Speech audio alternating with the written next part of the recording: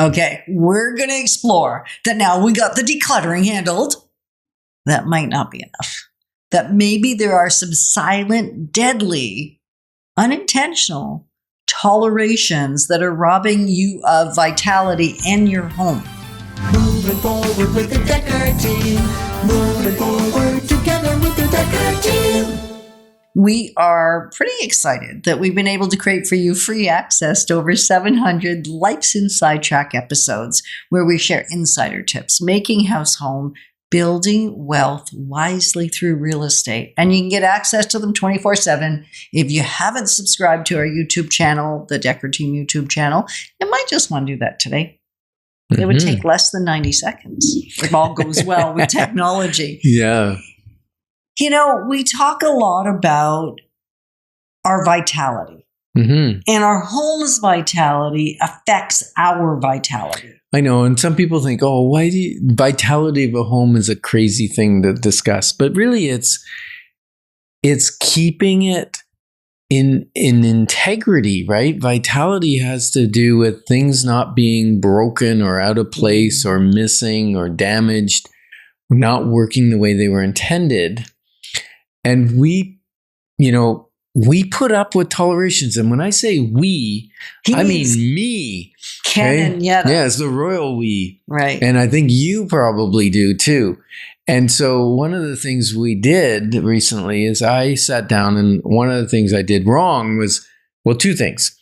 I didn't include my wife in the list. So I sat down for 90 minutes, and it wasn't even 90 minutes, probably 30 minutes. And I wrote down all the things in the house that really were tolerations, whether it be I couldn't put something where it belongs because something else was in the way, or whether something was not working functionally properly. Like we have a door handle that you have to lift up instead of being able to push down, which is the norm because it's broken in one direction.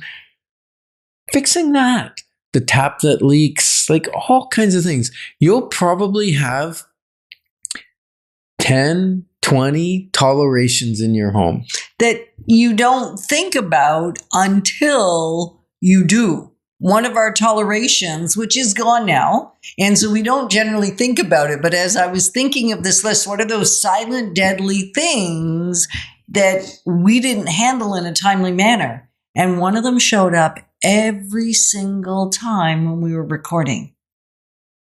What was that, Yetta? That was the hood fan. Oh. The flap on the hood fan was broken.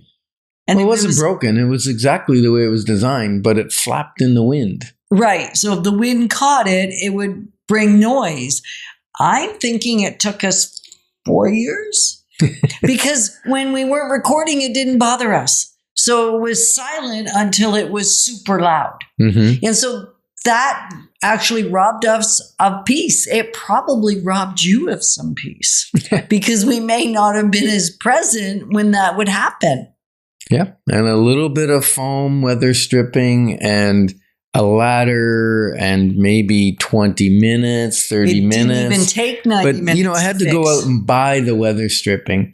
So sometimes that's one of the things I said that I missed on mine was I didn't schedule. I wrote it down last week, and now I've realized I haven't done anything on it because I didn't schedule anything.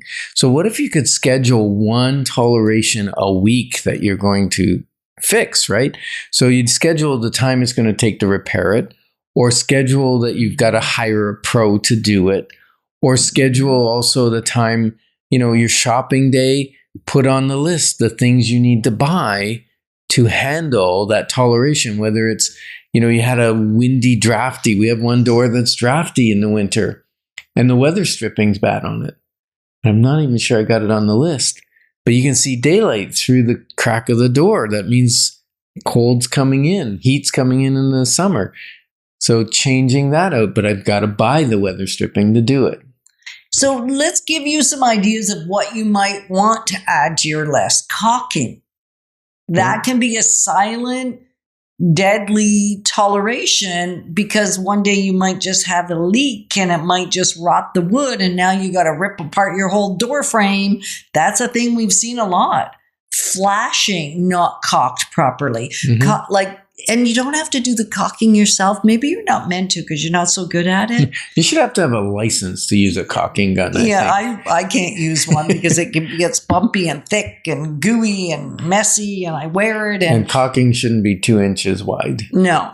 So hire a handyman for a day. Maybe it's not 90 minutes, but create your list and then look at what things can get handled quickly. And maybe not by you, because maybe part of the reason it hasn't happened is because you kind of dread doing it. It's not really your skill set. If it is your skill set, do it. Caulking is a biggie. Yeah. So in 90 days, you can knock off 13. If you do one a week, you can knock 13 things off your list. And why do we say that we want to knock tolerations off, Yetta? Well, because it actually robs me of peace. It actually robs me of calm. It actually changes my well-being and my home's well-being. They kind of work hand in hand. I don't know if you've thought about that before. If you've been listening to Life's Inside Track, it's not the first time we've said it.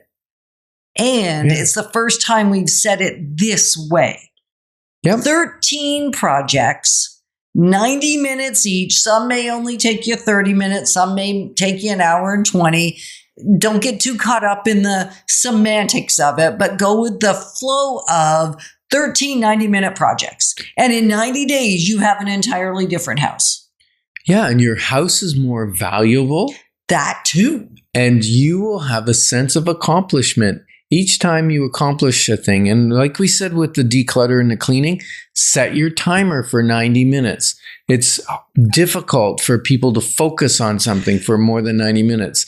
And if it's maybe a 3-hour project, like maybe Yetta's got a fence that I've got to build a little small section that I get to build, that's probably going to take me more than 90 minutes. But if I set my timer for 90 minutes, maybe set the 2 posts, then take a break, then do 90 minutes to install the rest of the fencing.